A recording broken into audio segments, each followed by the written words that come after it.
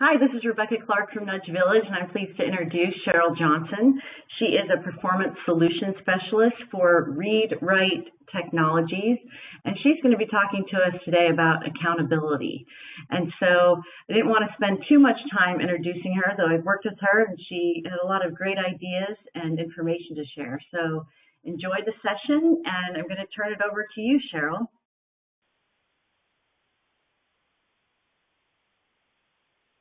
Thanks, Rebecca. I'm glad to be here today.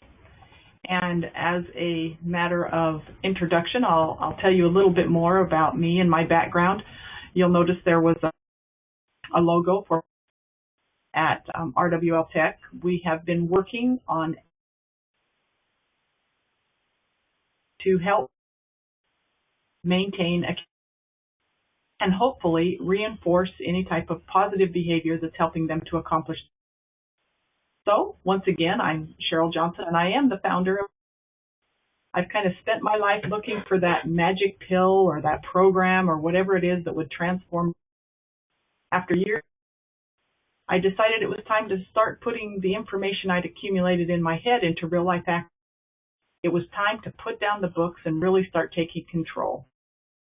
And now, I agree, it's true that reading about and thinking about, pondering about the aspects of your life that you want to change, that will indeed bring about a certain of change if you do it consistently. But to really reach up and take control, you need to translate that knowledge into action. Research shows that although most coaches and athletes have been aware of the importance of the mental side of sports performance for a long time, it's only been 30 years that mental training has been studied from a scientific perspective. So what we're doing with Power Boost is we're building on the success of high-performing athletes and their mental. And so Power Boost as a mental training app to help you either maintain a positive and productive outlook on your, help you achieve these higher level goals that we'll talk about. Basically, it's simply a tracking application designed to help you increase your understanding of all the things that affect your physical, mental, and emotional health. It acts as a springboard to help you detect patterns in your behavior and to develop strategies to proactively manage your health and wellness strategies. So basically, you can use Power Boost to monitor your strategies that are specific and that help you remain in both good physical and emotional health. It also helps you grow in your understanding of triggers that affect you and obstacles that get. As you use the app and you pretty much are documenting a wellness that details the strategies you want to use and the steps you want to. You're going to encounter some steps, but as you update this app regularly and as your circumstances change, you better understand what factors and what obstacles you normally face that get in the way of your success. In a Power Boost helps you and deal with these triggers. So by using the tracking chart, you can monitor the patterns in your life or identify negative influences or triggers that you and learn how to overcome obstacles that get in the way of helping you achieve. But more importantly, Power Boost helps you learn what the tracking chart can help you find the small things as well as the big things that help you stay motivated and on track. It can show you the impact of the positive strategies that you've adopted to help you succeed. And even more important, this is probably the most important, is apps are easier, in my opinion, to use than paper tracking charts, mostly because your mobile device is the one thing that pretty much goes almost everywhere you go, and it's easily accessible. So to kind of summarize, Power Boost has developed a mobile program that addresses the key elements needed. It's affordable, it's internet and mobile fully automated, and it generates customized mental training programs and provides useful tools and enhance your individual program. Power Boost is a powerful accountability tool that will provide with the data that supports your efforts to accomplish. But I'm sure that's not why you came to this seminar today. So I just wanted to kind of introduce that before we got into accountability, because it's the tool that I use to maintain accountability. So for now, let's explore the accountability factor and how that plays into our overall. So it's always helpful to start with just your basic dictionary definition of accountability. What is accountability? It's when we subject ourselves or something to obligation. We report or justify something. We hold ourselves responsible or answerable to other people or to other things in our life. So what does accountability mean to you? How do you hold yourself accountable for things like your job, when you have responsibilities at work? For most of us anyway, we tend to be really good at doing what we need to do at work, mostly because we want to get paid, I think, and, we want to maintain our job and do. But then the rest of our lives can get kind of fuzzy sometimes. We want to maintain good relationships with our spouse or with our family. We want to teach our children to do the things that are right, and we want to pursue some of our own goals in our that will help us enjoy life, improve upon our situation. Think about it. How do you hold yourself accountable, I guess, more in the fuzzy areas of your life? I guess the next question is, to whom are we accountable?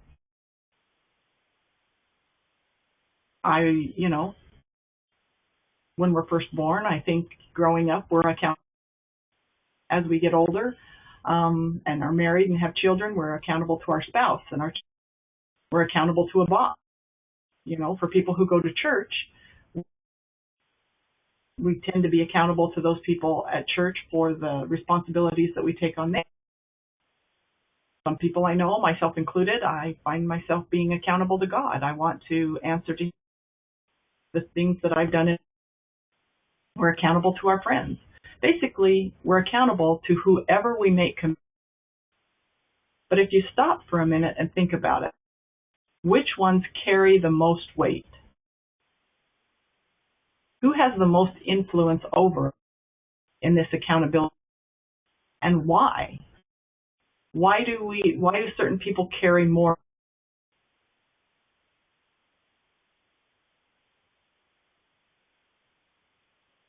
I would contend that to truly be the most important person that we need to be accountable to, I can promise you that there isn't anyone more invested in your success. Keep in mind, this doesn't mean that I advocate not having a support system or disregarding commitments that you make. But when we learn to value ourselves enough that we hold ourselves accountable to the commitments we make, then we're going to be successful. But I think we really need to have goals that we're truly connected to. Not the things you kind of sort of want to do. Not the things your parents or your friends or your bosses or your spouse think you should do. Your goals need to be close to your heart and your spirit. I think people forget that motivation is not necessarily why people succeed. It's not that successful people have more motivation. We all have incredibly lazy days. I mean, come on, we're all humans. We're not robots. And I think, personally, the number one reason people don't accomplish their goals is because the goals are not tied closely enough to their sense of self.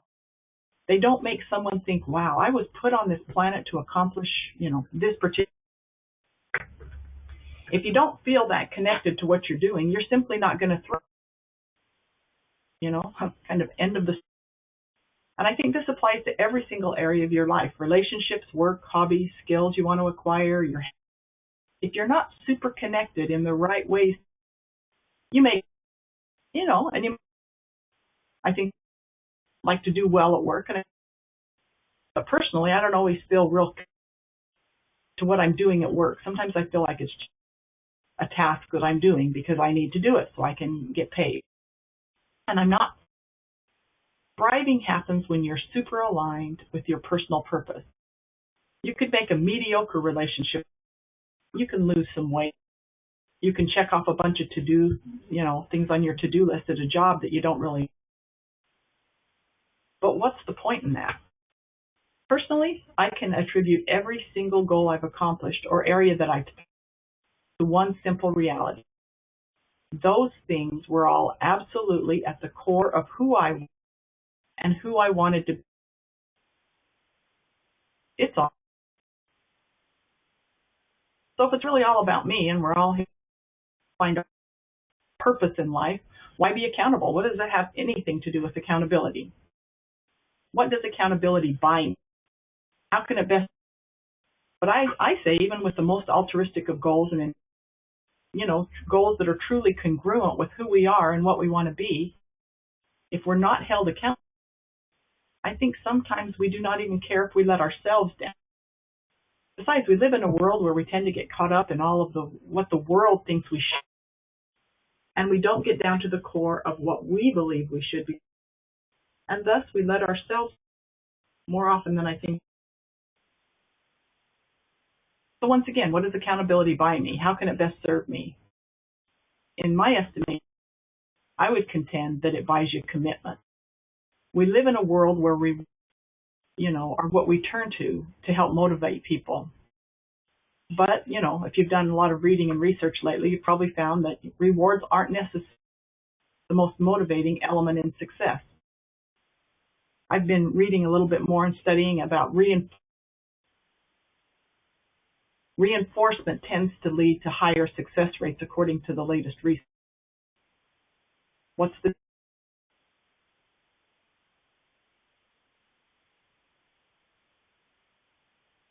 step back for just a minute and talk about the word accountability. Of course, I hope I say his name right, the CEO of Owens Corning. He makes a critical distinction between the difference of holding someone, which mainly has negative and punitive connotations, and creating accountability, which is about being vested in the performance success of. The distinction is, and the examples of being vested in each other's success extend far beyond just. So when you hold somebody accountable, that does have a negative connotation. But when you create accountability in others, or even in yourself, we look at it more as a performance issue, and we look at the long. So then reinforce part of that. As we succeed and as we move forward and take positive steps forward, each positive step tends to reinforce where we're going, what we want to do, and how we're doing it, how we're doing along the way. So we teach ourselves that comes from accomplishment is helping to fulfill our purpose. The consequence of good behavior are a natural extension of our good behavior. So rather than, relying on external rewards, we're rewarding ourselves by being, and that good behavior is kind of a natural or a consequence of it. And even more importantly, it reinforces that true to ourselves. Daniel Pink has a good book out about what truly motivates people. I've read lots of books lately on this topic, and I'm sure a lot of you on this or listening have listened to TED Talks, and I've heard a lot about being true to ourselves and accountable to ourselves. It's probably the most important accountability factor that we can focus on. So when we work to be true to ourselves and help others do, we reinforce our value and worth as an individual, which in and of itself is probably the most important reward or motivator that we can. What motivates us to? Let's go back to that question that we talked about a little bit earlier. Why do we do what we do? Think about the things that you do on a regular basis. You get up in the morning, you go to work, you get your kids off, complete your tasks at work, you have errands to, and then hopefully you have time to enjoy some of the things. Why do you? What motivates you? There's got to be something behind that helps us keep going and keep doing the things we do. We can check off a list of things we accomplished, but there's really no strong. It's just a list, and although we succeed at being accountable, it seems empty. So it's hard to maintain that accountability, motivated, and So if we look here at the characteristics of what we call finite and infinite performance, to me, what finite performance is, what's happening right now, or short-term goals. And if we look at infinite performance, it's more of our long-term view on things. So another consideration when setting goals and holding yourself accountable is whether these goals, these things we're trying to accomplish, are a short-term fix or are they a long-term process. This chart outlines outcomes that are short-term focused as opposed to being long. Pay particular attention to the process-oriented attitude in the long-term or the infinite performance column. Sometimes we're just looking for short-term wins, but more often it is best to be invested in the process and realize the outcomes that happen in small incremental steps and the type of reinforcement we need to keep our motivation level. When we feel good about and how we're, it's easier to keep going. The biggest reinforcer of positive is success, even in small and simple. Those small and simple things boost our confidence, our morale, and our motivation. If you look at this chart again, from a finite perspective, what interests me, or what I should say, what interests my boss fascinates me. Are we really interested in what our boss? If you're looking at it from a performance perspective, I am the boss, whether you are literally the boss or you're the boss and in control of your own life and your own, success equals result. Okay? Or perspective, success equals finding new ways to play. Sure, we can go check off the boxes, I got this done, this done, this done, we had lots of results. But what does it mean? But if we find success in finding new ways to play and interact with people and get along with people and make the work, I think we find more satisfaction there. The finite work, we have to choose between work or life. We come home, hopefully we have a life when we're not at work. But if we're looking at it from the infinite, work is life, and you're enjoying what you're doing. And that keeps an I must win as opposed to I'm attitude. In working with athletes and we talk about goals and things we have control over and things we don't have control over. We don't have control over whether we'll win, especially in the athletic arena. Is your coach going to play you? Are the referees going to make bad calls? Are other members of your team, are they going to be on board and all having a good day? All of those things are factors you don't have. So we encourage our athletes to go out in each, and certainly, they're out there to win, but to set a goal that's within I must improve. What goal can I work in that I can? That's something they have control over. And of course, as an athlete, you want to undermine and disrupt the competition so you can. I'm not saying, that we don't do this on some in certain, but what if you went out there with support and you want to learn from everybody on the field? The rules define the game. Well, sometimes the rules no longer, and so we ignore the rules that no longer serve us and the players, and we find new rules that do serve. At the very bottom, the last one, do what's rewarded or do what's valuable. We're going to talk about this concept a little bit more as we get farther down here. One of my favorite quotes it's called "Success is getting what you want and happiness is wanting what you get." When I first read that, I thought, okay, what does that mean? That means I have to not pursue and that I should just be content and happy with. I really like this diagram too. Success, this is what people think it looks like, and this is what it really is. But I've come to realize that this quote goes back to the finite and infinite performance state. Is it really success that we're after, or is it happiness that we're looking for? We tend to think that success equals, and this is not always true. I like Shailene Johnson. She does a lot of videos, and I'm going to share briefly here, allows me to do so, a little bit of her. and we'll listen to only a small part of it. Like I said, if you want to come back, and this is a link to the whole thing you can listen to later on if you would like. But let me try here to share my desktop.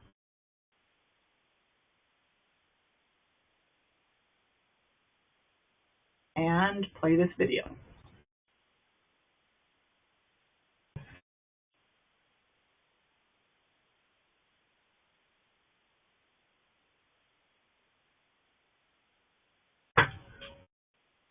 Hi, I'm Celine Johnson, the author of New York Times best-selling book, Push. You might recognize me from infomercials late at night, Turbo Jam, Turbo Fire, Celine Extreme. I've created exercise programs for health clubs across the globe, and I'm also Academy. It's the work that I am the proudest of, and it's yours here. Thank you so much for giving me the opportunity to share this with you, to do what I love, learn really complicated and challenging, and then find a way to break. And that's what we're going to do together. But before we start, I want you to think about somebody who needs to be watching. And here's who needs to watch. Anyone who hates what they're doing, start their own. You've got a friend or someone you care about doing something right now that they weren't meant. Or maybe you have a friend who's in business, but they have created for themselves a tethered to their desk. They can't shut down. They can't stop looking at their phone because they're always working 80 hours a week, and they literally can't. They can't take a vacation. They can't relax and watch a movie. And if they can, it feels like torture. I know that person well because that was the life I was living. I'm not standing here on my front door, brag or show you what I have and make you think that that's success, because I don't think that it is. I don't think that a big house and a bank account. I've had that and not felt successful.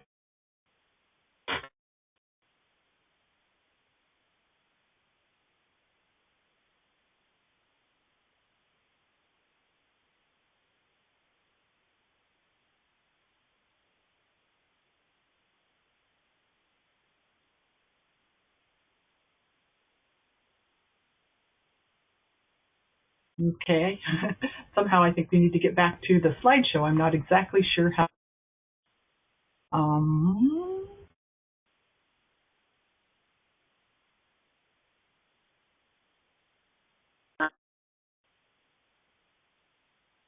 Hopefully it's on the right. Oh,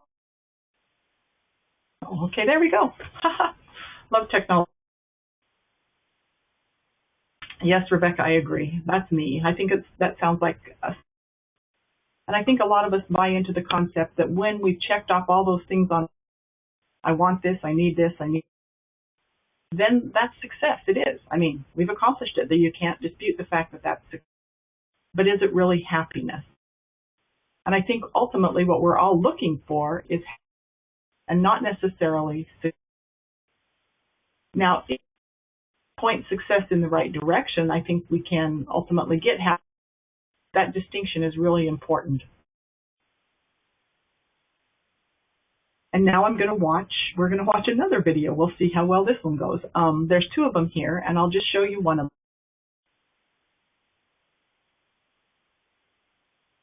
Like I said, afterwards, there are links to these. You're welcome to go watch them after the presentation. Let's try this again.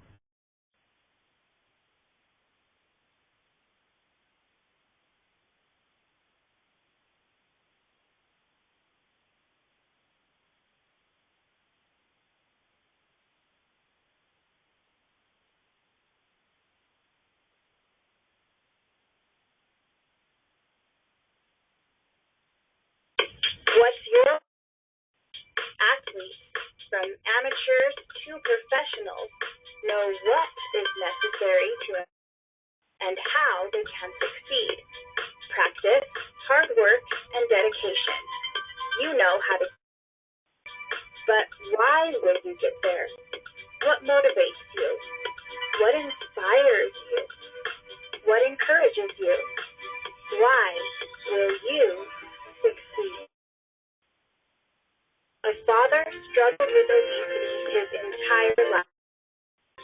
tried time and time again to lose the weight, with only one failed attempt after he did a kidney transplant, and he was a match. But his weight kept him from being eligible for the transplant surgery. That is, unless he could lose 100 pounds in only 9 months. And so, he did. This time, his why, to save his daughter, was with. What's your why? Discover your will succeed.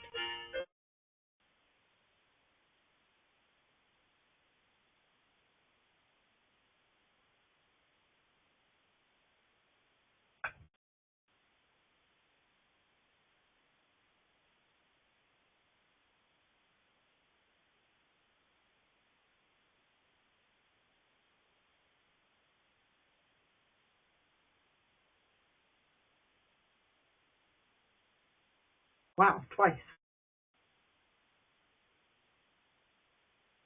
So the second video starts with the same introduction, so don't be deceived and think that it's the same, but it tells a different story at the end.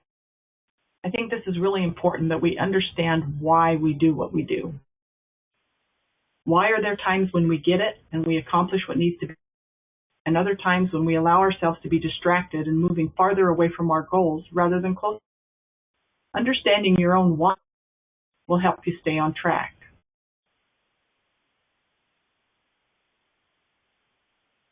So now let's do an exercise. I'll read you the instructions, or we'll go through the instructions here, and then pause the video and take about and go through this. I want you to get a pencil and paper and define 3 habits that you need or develop in order to achieve that goal. Either positive, I need to do this, I need to quit doing it, to help. How will you track your progress? There's immense value in data. That's why I'm a big proponent of Power Boost, because it gives us real live data to identify what's helping us move forward and what's preventing us from. With whom will you commit? There's a real value to community and having an accountability partner, and I know Rebecca's going to talk about that a lot more later today, so I didn't want to kind of steal her, and we'll let her do her presentation, and I'm sure it will be done a great job with the Nudge Village in creating accountability. And then think about the consequences of success, or dare we say failure. Prefer to define as learning. You know, what's going to happen and what's going to happen if you don't succeed, and what can you learn? And basically, you know, how can you keep getting back up on that horse every time you fall off? So pause the video. A couple things. I want you to put down, what do I feel I was put on this planet? And just do freestyle writing. Don't worry about it making sense or being realistic. Just write down everything that comes. What sorts of things have you always been drawn to? What are your most favorite activities? If you could do anything with no limitations, what would it be? What do you do better than anyone else? So write down absolutely everything that comes to mind. And finally, pretend the last year you had. What one big thing would you want to accomplish? What's the biggest thing you'd want to accomplish in the next year of your life? What would bring you utter joy to see or accomplished? And what would have made this year a year worth? Pause the video for 10 minutes, and come on back.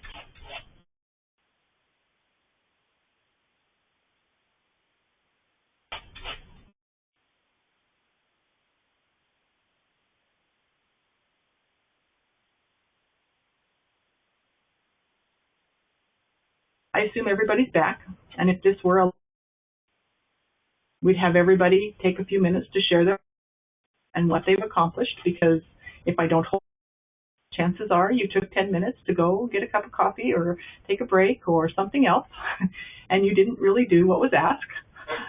I know, because I do. But I'm a big proponent, as I stated earlier, but if we don't take that learning and the things that we've, especially right as we've learned them, when we're still motivated and we're excited about, and document things and put them on paper and kind of draw up, then I fear it's all kind of pie in the sky. It all sounds good, and we go about living our life the way that we've always lived it, and nothing really changes. So, for those of you who do the activity and wrote it down, this is the hard part. The part where we really need to be honest with ourselves. And I think being honest with ourselves is sometimes really hard. So based on past history, which of these things are you going to do, and which ones will you not do? I doubt you've put anything that you haven't thought about before. And maybe and maybe you haven't. And if you haven't, why didn't you? I mean, we've all made excuses in the past to not do the things. What were our excuses? These are what I call your priority busters. We have a tendency to say that this is the most important, my spouse, my kids, etc., whatever is on your list. But yet when it comes to doing the things that build those relationships, we put our work first. That's just an example. Why? We say it's because we have to. You've read, the 7 Habits of Highly Effective People, Franklin Covey books. They talk about the 4 quadrants and how some things get pushed aside because they're not urgent. I find in my own life that the things that I find most important almost always get pushed aside for those urgent things. And I always have a whole list of urgent things. Then one day I sat down and I was really honest with myself. I had to admit that the urgent was truly my highest priority. Not the priority I wanted it to be, but it truly was the priority that got the most attention. So I had to be honest with myself. I was putting the things that mattered in the highest priority spot time and time again. And I think that's really important. I've had this discussion with my husband and other people, and people don't want to admit going to the grocery store is not my highest priority. But sometimes it takes precedence over other things. I know when my children were young, when they were first born, it was really important that I raise my children and not, send them to a daycare and have somebody else, in my opinion, raising my children. I wanted to be the kind of influence on them that I felt they needed to, face the. We all think. I, without going into great detail, I was in a situation where my husband couldn't. We had 2 unemployed people. He was on disability, so we were able to collect some disability, but as I'm sure you are aware, that's usually not enough to provide needs, much less any of the wants in our life. But I still was really committed. That was that altruistic, this was a really motivating thing in my life, and I stayed. And I'm not going to lie, I paid a huge price financially. When I say we struggled financially, that was an understatement. We had debt. And it took me, once the kids got a little bit older and were in school and things, and I did end up going to, it took me a good 10 to kind of recover financially from that decision. But I'm going to be honest with you, I've regretted that. And when I look back in my life, that's the one point in my life where I wasn't accomplishing a whole lot in terms of worldly things. I was getting up, changing diapers, cooking meals, soothing crying, settling fights, all of those type of things. It really where I I really felt like I was doing what I was put on this. I'm hearing some background noise. Rebecca, and I see Jane has.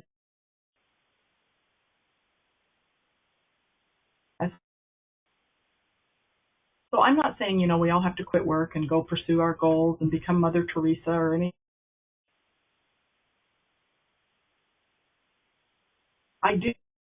We need to be honest, putting as a priority all of the things that are in our urgent column. Then we have to admit to ourselves those really are our most important priorities. And we need to find a way to change. So we need to stop making excuses and be honest with them. As long as you keep making excuses, you can never really. But here comes the hardest, shifting those priorities. And this will present some significant challenges in your life. We all have, I don't know about you, but we've all had our fair share of challenges to work. Maybe everybody else's set of challenges don't look exact, but believe me, it doesn't mean that others are going through anything less challenging. What's the point in being stuck there? Nothing good comes from telling yourself repeatedly about all the things you can't do. That's a made-up idea in your head. Plenty of people have found a way to thrive in different areas of their lives. A spouse, a car payment, a mortgage, a lack of education, a low-paying job. Trust me, you can find numerous people out there who work through a more dire set of circumstances to accomplish huge, huge things. And if they can do it, there's absolutely no reason why you can't. We need to learn how to turn our negatives into positives by just kind of changing. Lie and say, when I was going through all of those difficult financial challenges, at times but every time I would stop about what I was accomplishing as opposed to what I didn't have financially. And when the bill collectors were calling, it was a very positive and rewarding experience. So we do whatever we can to find an excuse because it's easy. Facing, reality. It takes a ton of hard work and reflection to decide what your goals are in the first place. And we all want these quick fixes. Oh, I accomplished this goal. I did this. But here's what happens. We rush to that doesn't really matter to us. Then we scramble somehow to try and make it happen. And then we end up upset and demoralized when it doesn't work out. Go back to that reinforcement concept. We're reinforcing negative behavior by doing it. So if we can make sure that our goals are and congruent with who we really are, and they really, really matter to us, and we can shift our priorities, they're helping us move in the right, and we're invested in the process and not just the day on my list of things I was able to do. Chances are we're going to succeed. So if you're really connected, we do what is important. Think about that. We do what is important.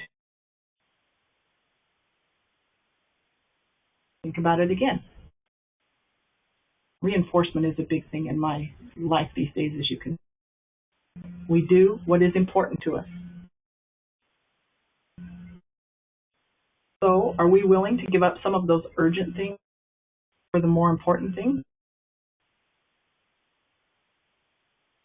Well, 10 tools, I guess, that can help you in the accountability so that as we're going through this process, we make sure that we stay on track and we stay on track in a good posture. Like I said, Rebecca's going to talk a little bit more about accountability partners and things like that. So I'll just but I think there's a lot of different types of accountability partners that you can have, someone who's just a friend. If you think it's appropriate and you think it'll work for you. As we go through these tools, keep in mind not all of them are going to work for everybody. So kind of filter through and decide what works for you and what doesn't work for you. If you want to draw up an accountability contract, say, here's what I'm going to do, and here's,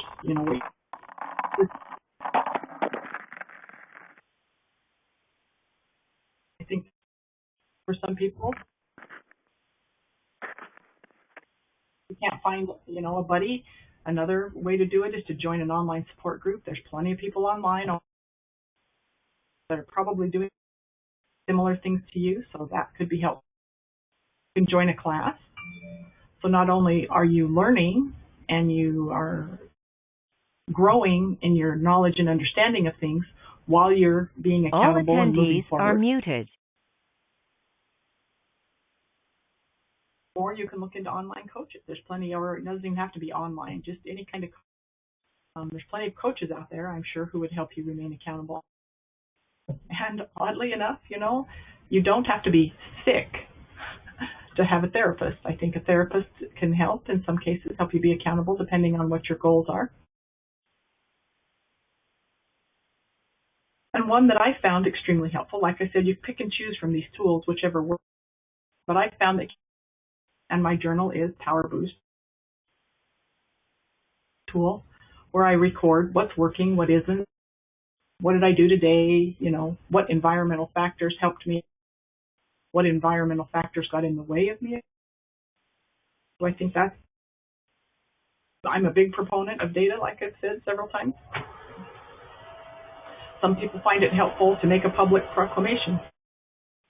Tell everybody what your goal is. But me, I tend to shy away from this, and I think it's partly because if I tell everybody and then I'm not said I was going to do, then I feel like and so it feeds a negative. Not sure I should learn to overcome that, or just consider that a tool that's not effective for me. Not really sure there. And then, post your progress, whether you're posting it for your accountability partner or whatever works for you. As you post your progress and other people celebrate, it's nice to have community and other pats on the back, or, even if you're not, share some of your struggles and your adversity. I'm sure other people have gone through similar things and they can help and share in the process also.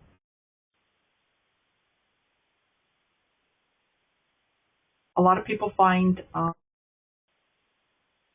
spirituality and to be a good accountability.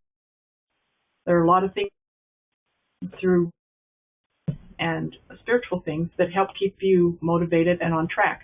I thought it was real interesting. About a month or two ago, my husband told me that are starting to form churches. I don't know if you want to call them churches, but they're finding the value of, even though they, believe in God, there is a tremendous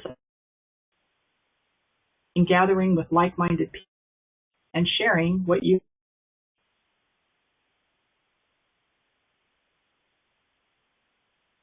So keep in mind, what's most important is learning is it's not an event, and you need to hold yourself accountable during that process to keep yourself on track. So I'd like to thank you for taking the time to join and share in our. We're welcome to.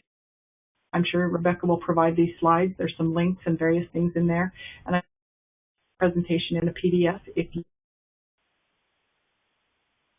Thanks for joining.